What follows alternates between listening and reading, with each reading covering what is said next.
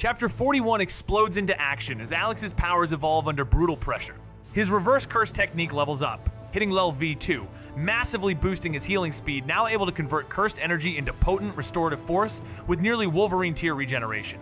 It finally advanced because, unlike before, the savage energy blast from the destroyer armor forced Alex to burn through his healing reserves, stacking enough usage to push the skill forward. Alongside that, technique reversal. Red hits Livy 3, now unleashing a devastating repulsion force that starts at double the power of blue with no known ceiling. Despite having Infinity as a natural defense, this was the first time Alex truly took consistent damage, forcing RCT into overdrive. Though it still can't heal others, the surge in effectiveness hints that level 3 might unlock that potential. Realizing this, Alex resolves to refine RCT even more because in a multiverse cracking at the seams, mastery isn't just survival, it's transformation. When Jane Foster arrived with the Reality Stone, Alex knew he'd need the RCT to extract it, but he wasn't just following protocol. He wanted to see what a top-tier RCT could really do. In Jujutsu Kaisen, Shoko Ieri was the gold standard, using RCT to heal others. But what if Alex went beyond that? Could he rewrite the rule, achieve immortality, resurrection, or even reset matter itself? As his mastery surged, so did the raw force behind reversal technique. Red. With one calm gesture, a basketball-sized black and red singularity hovered in his palm before he launched it forward. The ground split wide open with a roar. A new trench gouged into the landscape. Red had just leveled up again. Alex smirked at the devastation. And beyond technique, there were other gains. The laser blast from the destroyer armor carried enough power to rival high-tier reactors. After absorbing the mysterious energy, Alex found himself flooded with energy points. Investing all of them into his character template, he saw his fusion rate jump from 60 to 67%. While the destroyer armor offered incredible potential, its bulky design, difficult handling, and constant attention from Odin made it a less than ideal tool for continuous energy absorption. Even with energy absorption at level 4, the arc reactors remained essential. Alex calculated that, given his current energy absorption rate, he'd need 5 arc reactors running in tandem to meet his daily needs. The Infinity Stones had to be his next priority. Just as he was about to move on, a deafening roar echoed from afar, halting his energy flow for a moment. But with his 6 eyes, he quickly regained control. His expression shifted from calm to excitement. His efforts were finally paying off. A massive missile plummeted from the sky, but Alex stood firm. To him, a simple missile was nothing. It was another well-meaning delivery of energy from an unknown benefactor. Boom! After absorbing the mysterious energy, Alex found himself flooded with energy points.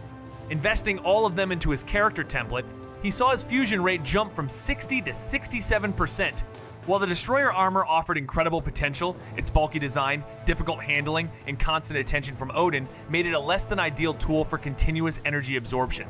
Even with energy absorption at level 4, the arc reactors remained essential. Alex calculated that, given his current energy absorption rate, he'd need 5 arc reactors running in tandem to meet his daily needs. The Infinity Stones had to be his next priority. Just as he was about to move on, a deafening roar echoed from afar, halting his energy flow for a moment. But with his 6 eyes, he quickly regained control. His expression shifted from calm to excitement. His efforts were finally paying off. A massive missile plummeted from the sky, but Alex stood firm.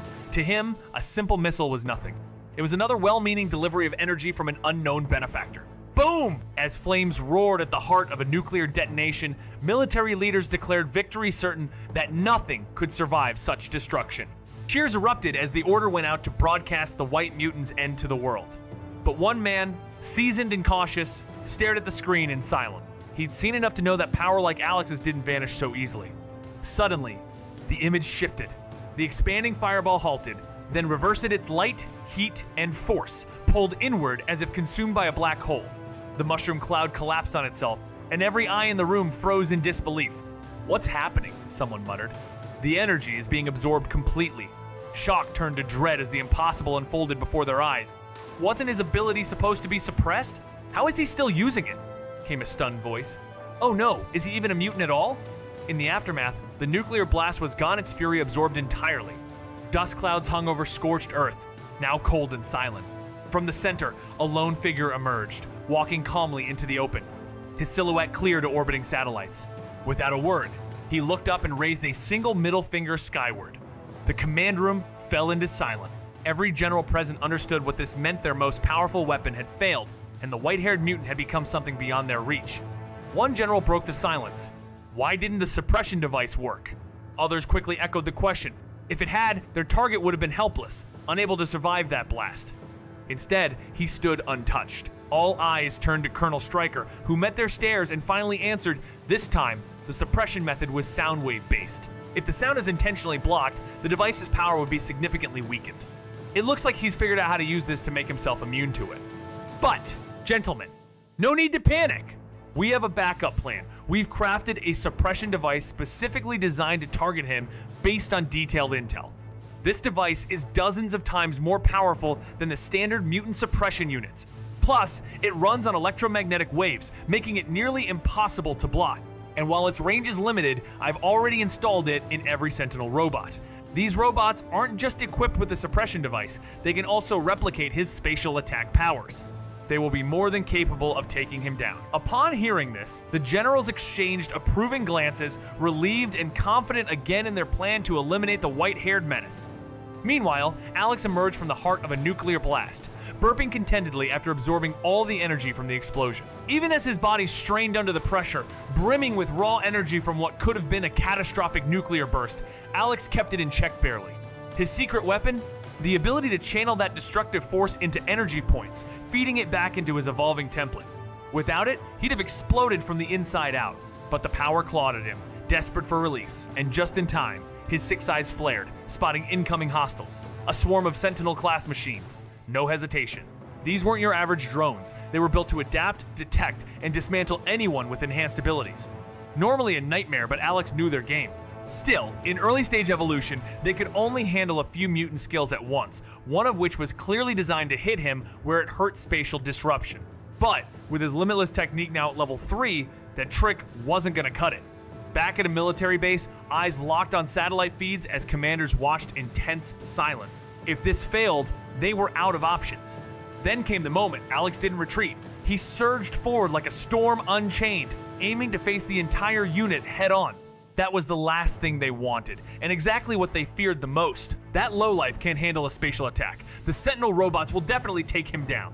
Following their orders, the Sentinels unleashed a barrage of spatial attacks toward Alex, forming a web of deadly spatial blades designed to trap him with no escape. But Alex, he remained unfazed. What used to be a threat to him now, barely registered. The speed of those blades, once lightning fast to his former self, was now slow enough for his level 3 six eyes to follow. If he wanted, dodging them would have been effortless. But instead, he chose to face them head on. After evading most of the blades, he drew close to one, preparing to block it using his infinity. What once would have pierced through his defenses slowed to a crawl as the blade entered his infinity's range. With his level 3 limitless in full force, the blades couldn't break through. Watching them inch forward, Alex realized that once he reached level 4, he'd probably be fully immune to spatial attacks. With a focused glance, he extended his finger and a blue-black hole formed, merging with a red-black singularity to create a purple lightning bolt.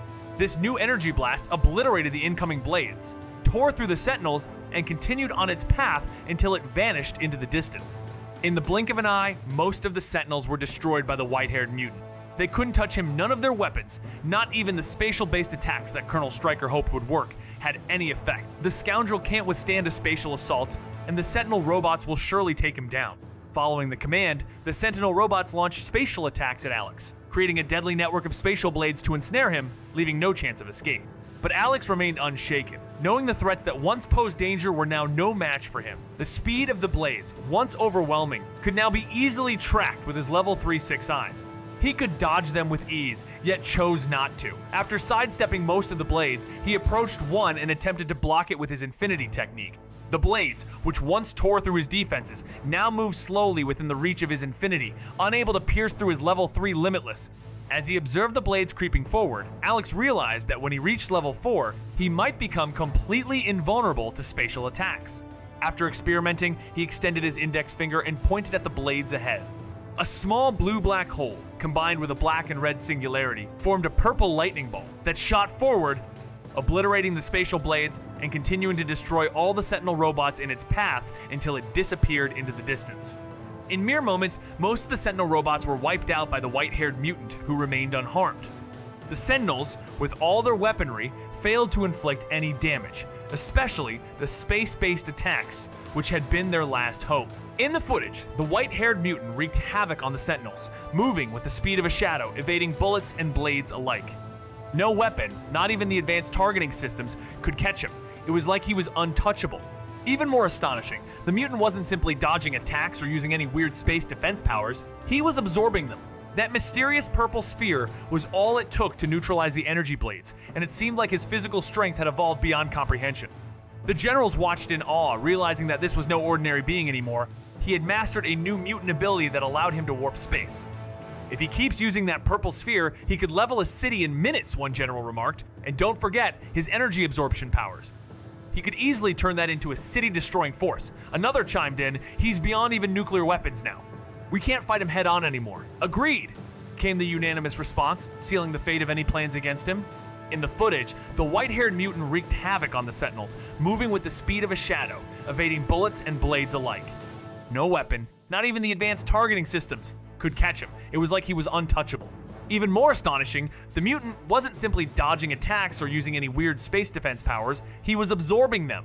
That mysterious purple sphere was all it took to neutralize the energy blades, and it seemed like his physical strength had evolved beyond comprehension. The generals watched in awe, realizing that this was no ordinary being anymore. He had mastered a new mutant ability that allowed him to warp space. If he keeps using that purple sphere, he could level a city in minutes, one general remarked. And don't forget his energy absorption powers. He could easily turn that into a city-destroying force. Another generals nodded in grim agreement until panic struck. One snapped, "Cut media contact now. If they find out we failed, our credibility's toast." But a communications officer, face tense with regret, broke the worst news. "Sir, we already informed every outlet." Silence fell like a bomb. The general's face, drained of color efficiency, had become a curse. As realization hit the room like a shockwave, dread set in. The press would uncover what happened in New Mexico, that their assault on the white-haired mutant had collapsed. "Muzzle the media block, all coverage," one barked. "We can't! Those reporters are rabid!" Another snapped back. The tension spiked. Regret tightened its grip. Somewhere in the corner, Colonel Stryker stood frozen, fists clenched so hard they bled, repeating one name over and over in his mind. His silence said it all. This war against Alex wasn't over. Not by a long shot, and third chimed in. "He's beyond even nuclear weapons now. We can't fight him head-on anymore." Agreed, came the unanimous response, sealing the fate of any plans against him. Alex's quest for power had him targeting the 6 Infinity Stones, with the Power Stone being at the top of his list. But that was just the tip of the iceberg. He was well aware of other sources of immense energy that he could tap into, whether it was siphoning the entire energy of a planet, like the Celestials, or absorbing the power of ancient artifacts like the Eternal Flame. The best part? He wasn't worried about running out of energy anytime soon. There was also the question of upgrading his portal abilities, something he was already thinking about. He knew he could teleport to places he'd visited before, but what if he could enhance that power? Could he make portals to anywhere? Perhaps even cross time, space, or dimensions? His mind raced at the thought of opening a portal to another world, maybe one from a different universe altogether. And what if that world was from a series like Jujutsu Kaisen? The idea of facing down someone as strong as Gojo Satoru, armed with even stronger abilities, was a tempting challenge.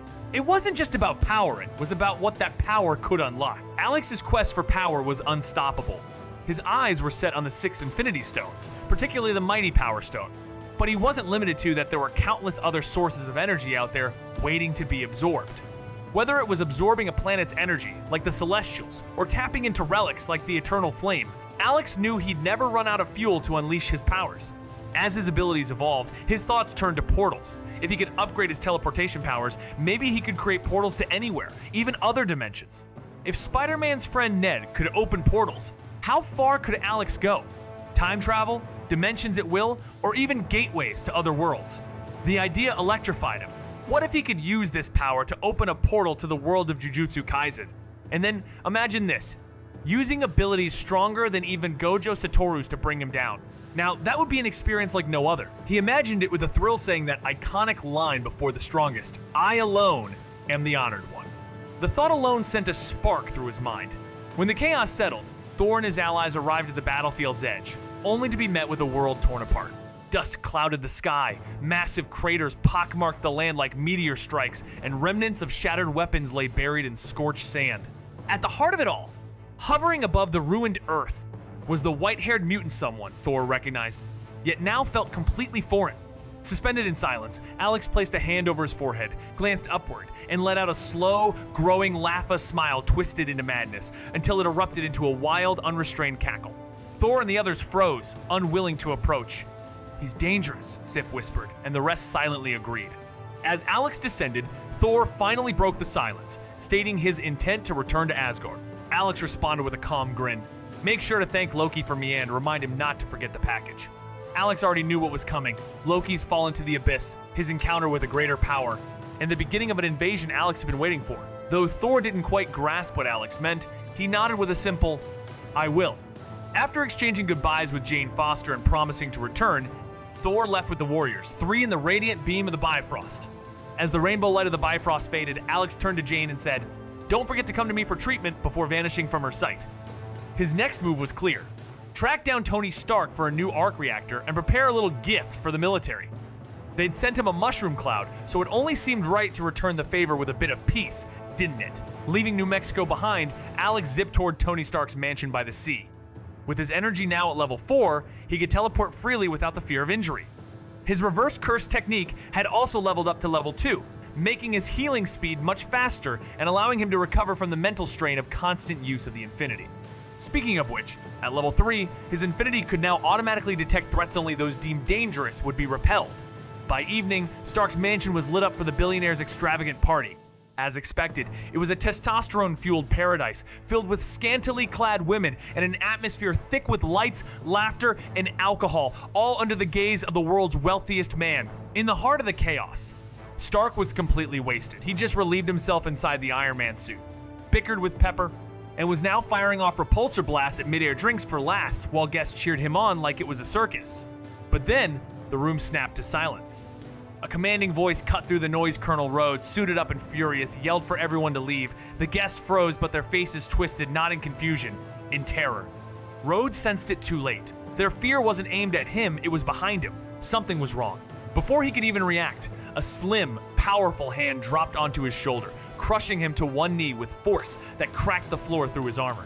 Then came the voice low, smooth and venomous. "Colonel Rhodes, why stop the party? You wouldn't want to make me angry, would you?" Rhodes turned his head slowly, only to see a silver-haired, blue-eyed man with a smile that could burn the world, staring down at him with cold, cosmic malice. "Don't look at me like that. My sexual orientation is perfectly normal." But Tony wasn't in the mood for jokes. Still in disbelief, he blurted out the question that had been eating at him. "You really survived a direct nuclear hit and walked away like it was nothing?" Alex, grinning, replied, "Of course it was easy." "Easy? How did you pull that off?" Tony asked, his disbelief growing. "Come on, Tony. It's not just me. There are others, like the Sorcerer Supreme of Kamar Taj." "The Sorcerer Supreme? Who's that?" Tony was about to ask more when sparks began to fly in front of them. A crackling portal materialized, and from it stepped a calm-faced, bald woman. As she entered, Alex tensed up, instantly recognizing her for who she was. Even though her appearance wasn't quite what Tony might have expected, Alex knew exactly who she was. The Sorcerer Supreme. "Don't look at me like that. My sexual orientation is just fine." But Tony was too stunned for humor. Still trying to process the unbelievable, he shot back with the question that had been burning in his mind. "Wait, you survived a direct nuclear blast and walked away like it was nothing?" Alex grinned, looking almost too nonchalant. "Of course, easy peasy." Tony, still incredulous, pushed, "Easy? How in the world did you pull that off?" Alex shrugged. "Come on, Tony, don't be so shocked. There are plenty of others who could do it, like the Sorcerer Supreme from Kamar Taj." "The Sorcerer Supreme? Who's that?" Just as Tony opened his mouth to dig deeper, a sudden crackle filled the air, and a swirl of sparks erupted before them. A portal, buzzing with energy, spun open, and stepping through it, a calm, bald woman. Alex froze, his muscles tensing as his gaze locked on her. He knew exactly who she was, the Sorcerer Supreme, though she didn't look like her usual movie version. The tension in the air was palpable. He poured every ounce of his energy and cursed power into reinforcing his body, focusing his mind with laser-like precision. His Six Eyes ability flared to its maximum, pushing him into his peak state. Even facing a being as powerful as Odin, Alex knew he couldn't afford to drop his guard. Meanwhile, Tony stood observing the bald woman and the strange portal behind her, feeling that ever since he publicly revealed himself as Iron Man, things had only gotten weirder. First, there was Alex, then Thor's appearance in New Mexico alongside Asgard. Now, a bald woman in yellow had just opened a portal right into his home. Pretending to need a drink, Tony slipped behind Alex, pouring 2 glasses of wine. He handed one to Alex and kept the other for himself, then turned to the mysterious woman asking, "So, who are you, and what's up with that glowing circle?" Is it a mutant power, advanced tech, or some other kind of superpower? The woman, now focused on Tony, smiled gently and replied, "This is magic." Tony, without missing a beat, nodded and said, "All right, magic. I can deal with that." After all, if Asgard was real, magic didn't seem so unbelievable. Alex was caught off guard when the Sorcerer Supreme suggested he take her place. Was she retiring early? The thought crossed his mind, but without hesitation, Alex turned her down. "I have no intention of becoming the Sorcerer Supreme," he said flatly. Protecting Earth wasn't his thing. He'd much rather continue honing his abilities, unlocking more character templates, and surpassing even the Sorcerer Supreme herself, becoming a force beyond her reach. The Sorcerer Supreme wasn't surprised by his response. She had expected it. But this wasn't her real aim. She pulled out a peculiar ring and sent it floating toward him. "You have the potential to enhance your powers," she said. "Master portal creation, and you could traverse dimensions freely one day." Surprised, Alex stared at the sling ring in his hand. He hadn't expected such an artifact to be handed to him so easily. "What's the catch?" he asked, curious. Alex was caught off guard. He hadn't expected the Sorcerer Supreme to ask him to take on her mantle. Was she planning to retire early? For a moment, the thought crossed his mind, but without a second thought, Alex turned her down. "I'm sorry, but I have no intention of becoming the Sorcerer Supreme. Protecting Earth wasn't his thing.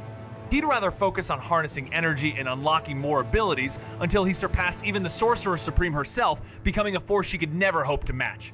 The Sorcerer Supreme wasn't shocked by his response. She'd anticipated it and had only been testing him. Her true goal was something else entirely. She produced a strange ring with 2 holes and sent it floating toward him. "You have the potential to enhance your powers. If you master portal creation, one day, you could traverse dimensions at will," she said. Alex, holding the sling ring, was surprised.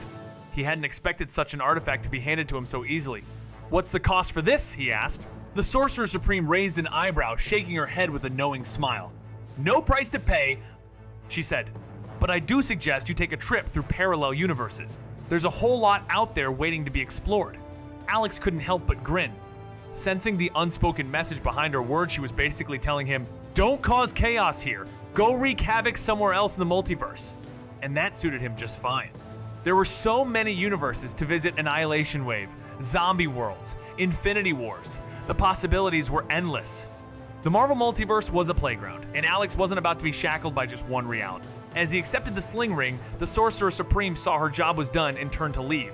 But Alex had one last question. "What do you think of Tony becoming the Sorcerer Supreme?" he asked. Tony Stark, caught off guard, could only point to himself. "Me?"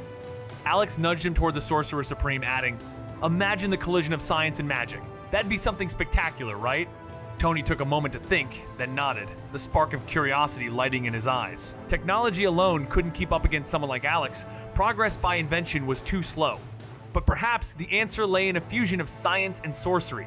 Watching Tony Stark, the Sorcerer Supreme's gaze drifted beyond his reputation, peering into timelines not yet written. After a moment's silence, she smiled and said, "This gentleman will make an excellent Sorcerer Supreme." Alex smirked. Her approval meant everything was in motion.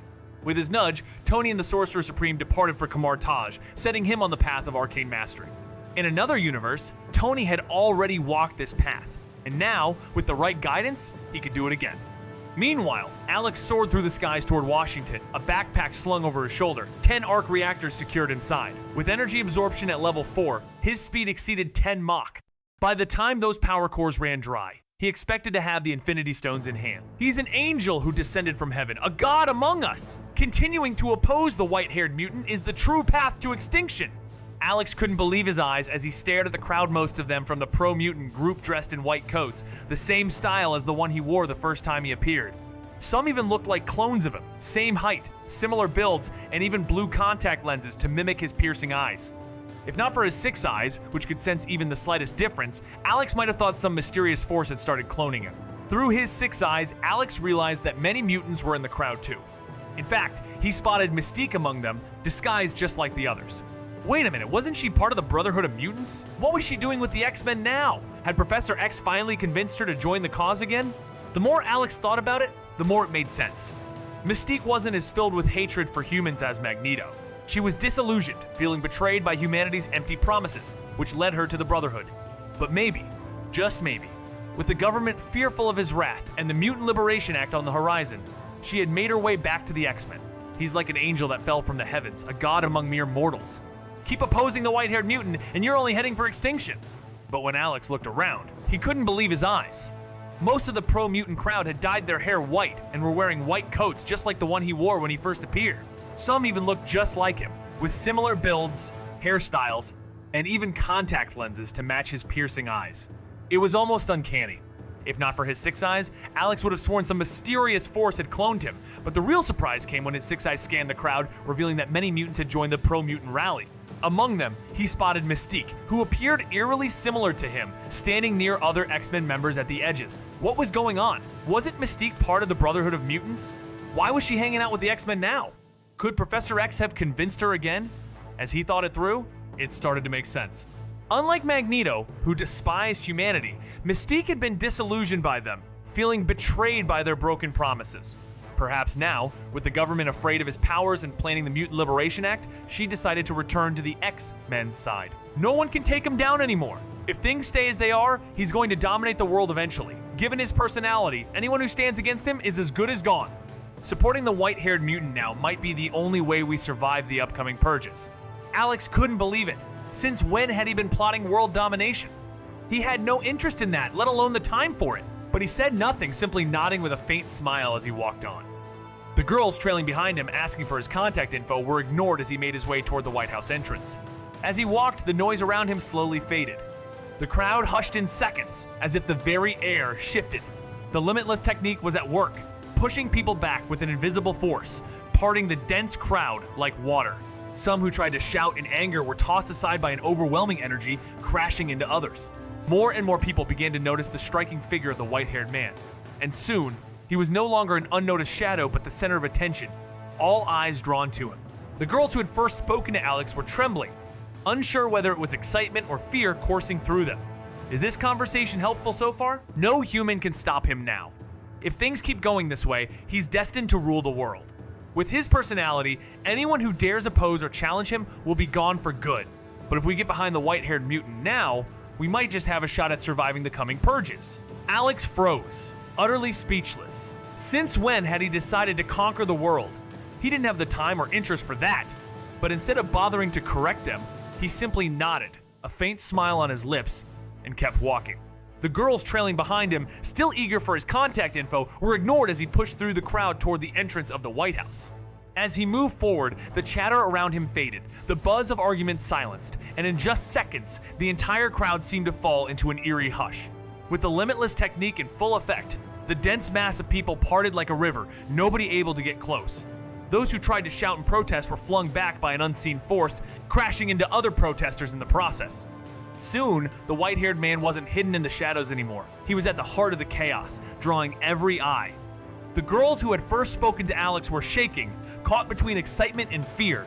The girl could only whisper in disbelief, "He really is the white-haired mutant." At the boundary between factions, all debate ceased. Supporters hoping to align with him, and opponents who once called for his downfall, stood frozen in fear. Like those who praise dragons but flee at the sight of one, their confidence shattered in his presence. One opposing leader even lost control, collapsing in silent panic. But the white-haired mutant paid them no mind.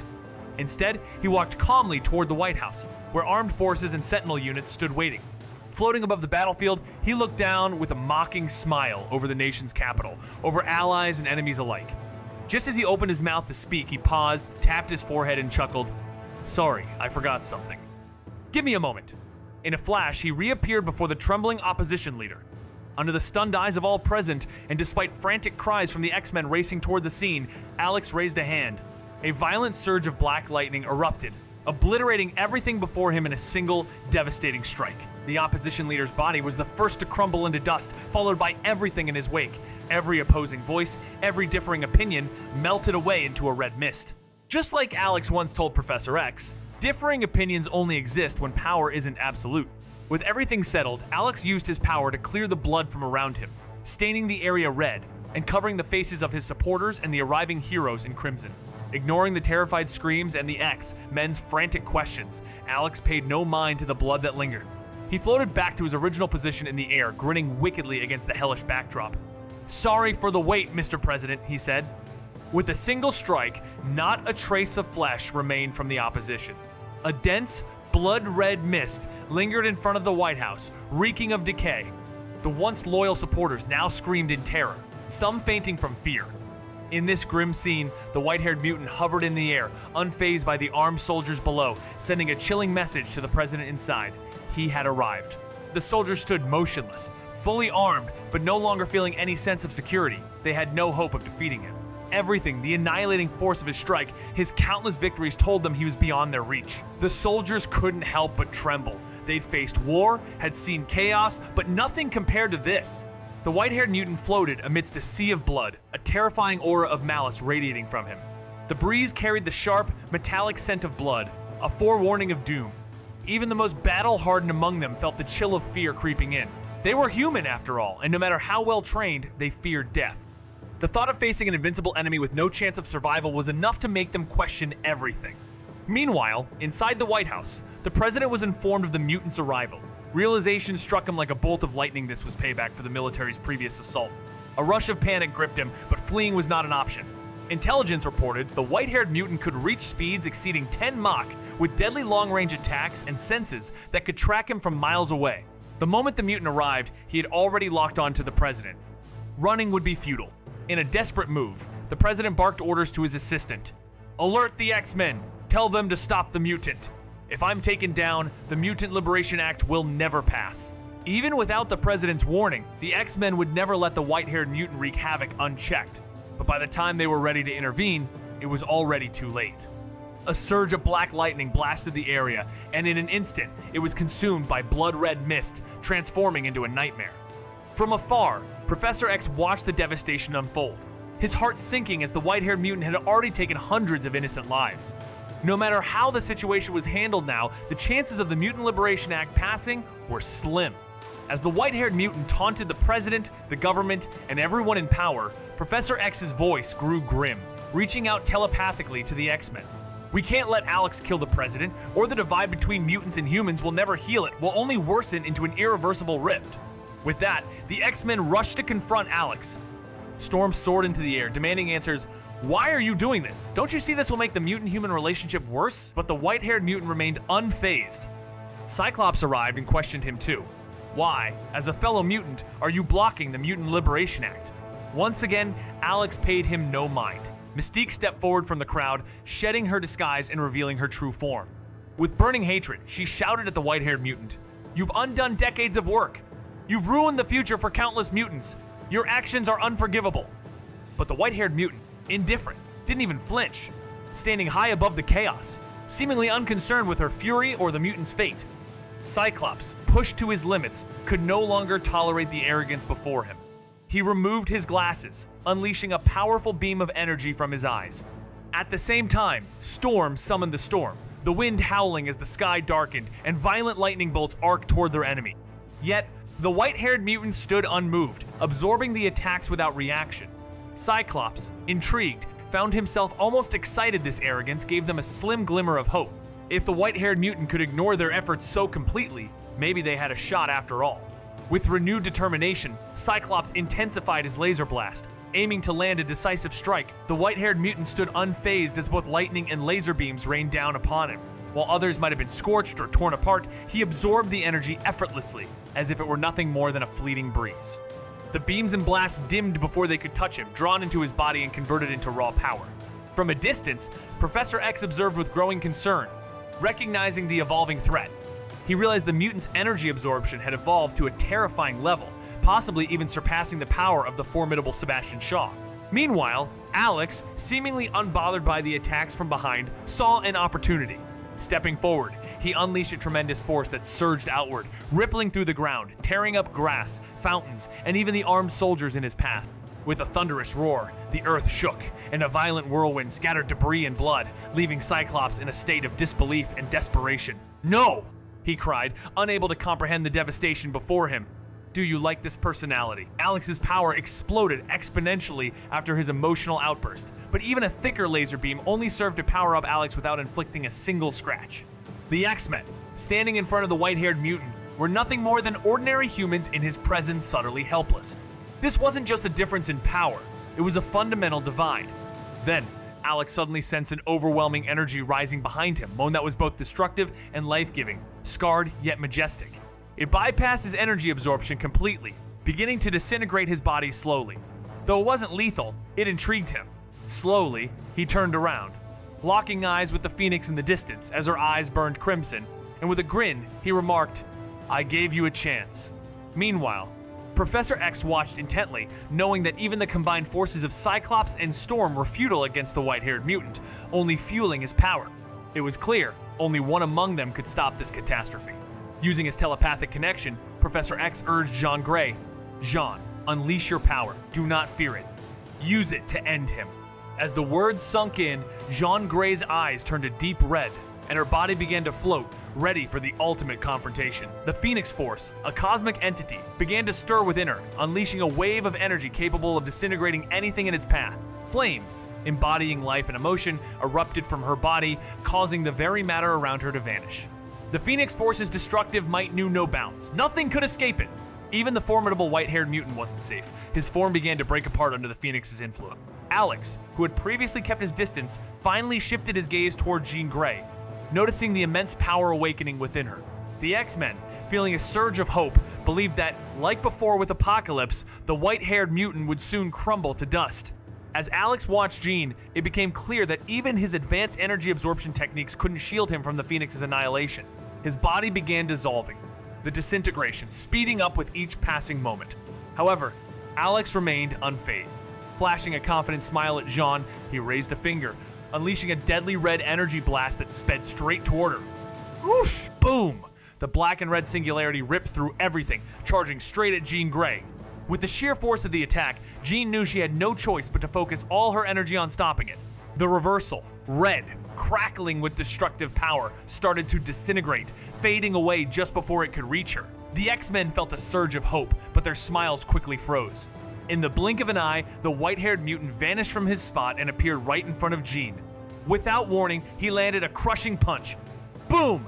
Black and red lightning crackled between them as Jean's telekinesis collided with the black flash. The ground shattered, and the shockwave sent the Earth sinking into a massive crater. The force was so intense, even Professor X, standing far away, felt the effects. Just then, a blur zoomed through the chaos, pulling everyone to safety. Whoosh! Quicksilver arrived, speeding with the X-Men in tow, quickly moving Professor X, Storm, and Cyclops to safety before removing his goggles and watching the battle unfold in awe. Holy crap. Do you like this personality? One black flash was intercepted, but Alex wasn't fazed. If the Phoenix Force couldn't block the black flash, it wouldn't be the Phoenix Force. The reason Alex used the black flash was to enter the zone state where his energy, cursed energy, and physical coordination all reached their peak, performing at 120% of their original capacity. With the zone-boosted black flash hitting Jean Grey's telekinetic shield, even the nascent Phoenix Force couldn't withstand the enhanced black flash. Crash! The sound of glass shattering echoed as the telekinetic shield cracked. Alex transformed his fist into a palm, generating another red in his hand. The reversal. Red shattered the shield instantly and surged toward Jean. With the black and red singularity closing in at point-blank range, Jean Grey couldn't fully disintegrate it in time and seemed doomed to take the hit. But then, Wolverine, using Cyclops' laser and Storm's wind for acceleration, positioned himself between Jean and the Singularity. He tried to shield Jean from the Singularity's force. Boom! Even with his adamantium skeleton, Wolverine couldn't withstand the reduced but still powerful red. He was sent flying, crashing into Jean Grey, the sound of bones breaking, filling the air as they barreled through buildings, vanishing into the destruction. No! Cyclops screamed in despair. How had they gone from victory to disaster in the blink of an eye? Even with Wolverine shielding them, how could Jean Grey survive without her telekinetic barrier against such a brutal assault? Heartbroken, Cyclops fired a massive laser, more powerful than anything he'd ever unleashed, but it was useless. The beam was absorbed completely as it neared the white-haired mutant. Watching the X-Men fall apart, Alex's grin widened. Extending his hand, he recalled an attack from an anime he had loved. Shinra Tensei. The reversal. Red, pushed to its limit, unleashed a terrifying force. Black and red lightning crackled as a massive repulsion wave spread from Alex, obliterating everything in its path. Within seconds, thousands of meters ahead were reduced to rubble. Even Alex himself felt the strain, his energy draining fast. 5 arc reactors detached from his backpack, floating around him, recharging his power. With no concern for the X-Men's fate, Alex walked calmly toward his target. After effortlessly dismantling dozens of first-generation Sentinels, Alex strolled forward with his hands in his pockets, completely unfazed. As he walked, he felt the weight of countless eyes watching him. Spotting the familiar gaze of a surveillance satellite, he flashed a brilliant smile toward the sky and kept moving. The White House lay in shambles, barely standing after the chaos. Beneath the rubble, the president was pinned, trembling in fear. Seeing Alex approach, he broke into desperate pleas. "Don't kill me! I couldn't stop them from attacking you!" Alex gave no reply, only cold eyes meeting the president's as he leaned in. "Tell me where the other military leaders are." The president panicked, blurting, "I don't know. After you survived the nuclear blast, they went into hiding. I swear, I don't know where they went." Alex sighed, disappointed. "How disappointing," he muttered, then calmly added, "But you at least know what they look like and where to start looking, don't you?" In a desperate bid to save himself, the president quickly revealed all the details about the generals to Alex. Within moments, Alex had everything he needed. The white-haired mutant smiled, but the president, summoning his courage, asked, "Will you let me go now?" Without answering, Alex simply flashed a smile before vanishing into the ruins of the White House. The president, feeling a sense of relief, thought, "I made it out alive." But before he could finish his sentence, a terrifying purple sphere, crackling with lightning, descended from the sky. In an instant, the White House was obliterated, leaving behind only a bottomless crater. News of the event spread fast, and military leaders, watching from secret bases, saw everything unfold on satellite footage. From the moment Alex, the white-haired mutant, appeared to the bloody aftermath surrounding the White House, the intense battle with the X-Men, the shockwaves that ravaged the area, and the destructive purple sphere that annihilated everything, it was all recorded. Finally, they saw Alex mock the sky, take down countless Sentinel robots, and, with chilling ease, kill the president and obliterate the historic White House with his devastating attack. The military brass was livid. This was more than just a slap in the face to the United States. It was a direct challenge. But their anger was quickly overshadowed by something far worse: fear. Alex had already demonstrated an ability to survive a nuclear explosion without a scratch, leaving them with no viable way to neutralize him. And now that he was diving into his revenge, extracting personal intel from the late, powerless president, they knew they were in deep trouble. With Alex's unparalleled tracking skills, it was only a matter of time before he hunted each of them down, one by one.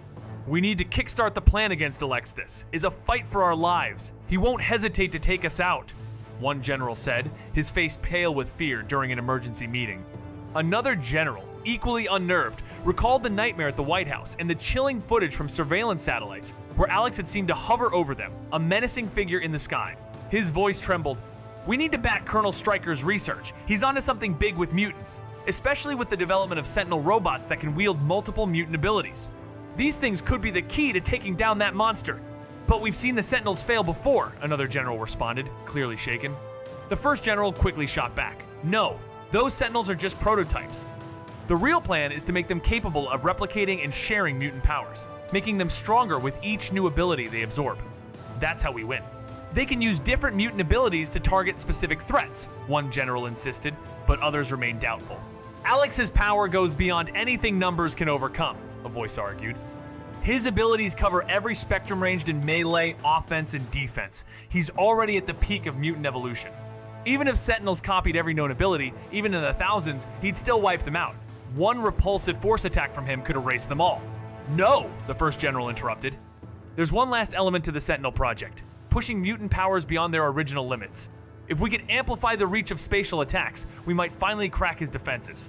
If we can raise the ceiling on indestructible forms, we won't need to fear his strikes. And most importantly, we've identified a rare ability one that nullifies all nearby mutant powers. It's weak now, but if we enhance it, we could finally make it work against him." "That's only theory," another general countered. "With current tech, it's nearly impossible." But the one aligned with Stryker simply smiled and clapped his hands with confidence. Two individuals entered the room. One was a heavily tattooed man, exuding the unmistakable vibe of a street thug. The other had an odd, unsettling appearance with sickly green skin and an oversized head. The first man, recognized by most of the generals as a notorious figure recently involved in a terrorist attack, was known as Ivan Vanko. The second, however, was a complete mystery to them. The general who backed Colonel Stryker grinned with confidence, addressing the crowd. "Trust me, Dr. Stern and Dr. Vanko won't let you down." Outside, Colonel Stryker, watching from a distance, issued the command to end the illusion affecting the generals, his face curling into a sinister smirk. "Alex, just you wait," he muttered. Meanwhile, in a hidden laboratory at Xavier's school, Jean Grey, wielding the newly acquired Phoenix Force, was working to heal Cyclops. During a recent battle with Alex, Jean had been easily overpowered and nearly eliminated after taking a devastating blow. But in the nick of time, she tapped into the Phoenix Force, just enough to survive. Quicksilver, despite his speed, couldn't prevent all the injuries that followed, and while Wolverine remained unscathed thanks to his adamantium skeleton and healing factor, the others were not so lucky. Cyclops had lost half of his body due to a monstrous repulsive force, and without Jean's swift use of the Phoenix Force, he would have perished. The X-Men had barely recovered from their wounds, all thanks to the Phoenix Force. Jean had just finished fixing Professor X's lower body with her matter restructuring powers, leaving the team physically healed, but no one felt better. The air in the lab was thick with a tension that no one could shake off. The shadow of Alex loomed large over them, like a storm cloud, draining their spirits. Cyclops, unable to contain his frustration, slammed his fist into the wall, blood trickling down as the anger spilled out. Banshee's gone, Darwin's gone, countless civilians are gone, and the Mutant Liberation Act? It's never gonna happen. All our efforts, our dreams, they mean nothing in the face of Alex. We have to take him down, we must! And yet, no one responded. Even Professor X remained silent, as their shared hatred for Alex weighed heavy. He wasn't just their enemy, he was the greatest threat to peace between mutants and humans. But as they sat in that silence, the question remained, how could they ever defeat someone as powerful as Alex? All eyes turned to Jean Grey. With her mastery over the Phoenix Force, she might be the only one with a chance to control it fully and maybe, just maybe, wield enough power to end the nightmare once and for all. The X-Men had barely recovered from their wounds, all thanks to the Phoenix Force. Jean had just finished fixing Professor X's lower body with her matter restructuring powers, leaving the team physically healed, but no one felt better. The air in the lab was thick with a tension that no one could shake off. The shadow of Alex loomed large over them, like a storm cloud, draining their spirits. Cyclops, unable to contain his frustration, slammed his fist into the wall, blood trickling down as the anger spilled out. Banshee's gone, Darwin's gone, countless civilians are gone, and the Mutant Liberation Act? It's never going. She was their last hope. On the massive aircraft carrier high above, Nick Fury observed satellite footage with a grim expression, lost in thought. Beside him, Coulson delivered the troubling intelligence. Alex first neutralized hundreds of dissenters, then dozens of soldiers. During the battle with the X-Men, he overwhelmed almost 1,000 civilians before finally dismantling the White House. Fury's resolve hardened. This mutant is no Avenger. Whatever plans we had for him are off the table. He defies the law and acts on impulse. He's the biggest threat the world faces right now. Coulson, fully aware of the gravity of the situation, stayed silent to happen. All our efforts, our dreams, they mean nothing in the face of Alex. We have to take him down, we must! And yet no one responded. Even Professor X remained silent as their shared hatred for Alex weighed heavy. He wasn't just their enemy, he was the greatest threat to peace between mutants and humans. But as they sat in that silence, the question remained, how could they ever defeat someone as powerful as Alex? All eyes turned to Jean Grey.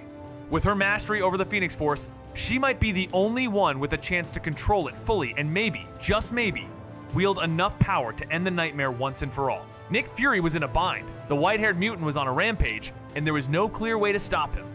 Just as Fury was about to contact Captain Marvel, Coulson had an idea. What about the Eternals? They're supposed to protect humanity. If they didn't act before, they surely will now, with so many lives at risk. We could use them to deal with the white-haired mutant. Fury knew the Eternals, having them listed in S.H.I.E.L.D.'s database for years. But the question lingered, could they really be trusted? Fury was always cautious of their powers and secret motives. Still, facing a threat like the white-haired mutant, aligning with the Eternals might be the best bet. It was a gamble, but if it worked, it could be a win-win for everyone. He'd even told them to deal with it once. They exchanged a glance and wisely chose to stay silent. At least, admit that his face was priceless, added the Daedra with a smirk. Who are you? Wow, new voice. Well, almost new as they'd all heard it before. One of them more than the others. The anchors quickly confirmed that, yes, Lydia was indeed looking at them menacingly with a sword in her hand. You're Lydia of Whiterun, right? Asked the Dragonborn. I am the owner and your new Thane. Those are my friends and liar. Excuse me? The Huskgirl took a step forward, tightening her grip on her sword. I already have a Thane, and she does own this house, but you are not her. The Dragonborn was shocked, speechless, and the hero's eyes began to gleam. The Nerevarine decided to check if their common suspicion was correct before his crazy friend could do it himself. You remember a female Thane then? May I know what race she was? Alex was totally thrown off course. No longer able to track the Tesseract's exact location, he found himself powerless to grab Itat, at least for now. All he could do was wait for Loki to bring it to him. Meanwhile, Tony was off training with the Sorcerer Supreme, leaving the villa by the beach completely abandoned. Naturally, Alex moved in. But he didn't just lounge around. He kept busy, tapping into the arc reactor for energy, while also perfecting the Limitless technique and trying to master portal creation. Magic didn't come as easily to him as it did to the Sorcerer Supreme, though. Despite drawing power from the Six Eyes and the reactor, portal creation remained tricky. He could make sparks, but full mastery was still out of reach. On the other hand, the Limitless technique was more promising. It had an advanced form that could allow him to control space itself, potentially creating his own pocket dimension. This would be perfect for him, considering he was lugging around 10 arc reactors in a backpack, definitely not the most stylish look for a dashing, white-haired mutant like him. After a lot of effort, his powers advanced, and he leveled up the Limitless technique, allowing him to manipulate matter on an atomic level. As objects neared him, they slowed to a crawl, never quite reaching him. The system chimed with the news. He had unlocked partial control over space. A surge of memories flooded his mind, and with the Six Eyes enhancing his abilities, Alex absorbed everything, using the reverse curse technique to fix the mental strain. After fully absorbing the memories, Alex noticed a massive upgrade to his Limitless technique. The system now listed partial control over space, and the skill's effective range had expanded from a mere 50 centimeters to a whole 5 meters 10 times the original range.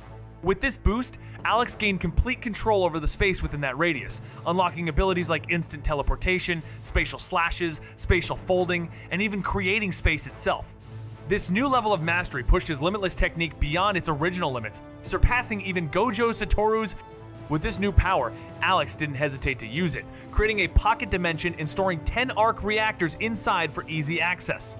As his understanding of space deepened, he also unlocked a new skill: portal creation. After donning the sling ring and flicking his fingers, a portal slowly formed before him, and the system recognized it as a new skill.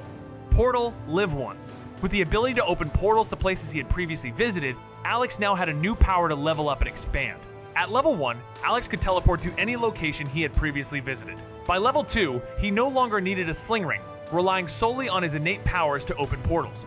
At level 3, his reach expanded to any place within his current dimension or universe. By level 4, he gained the ability to leap between dimensions.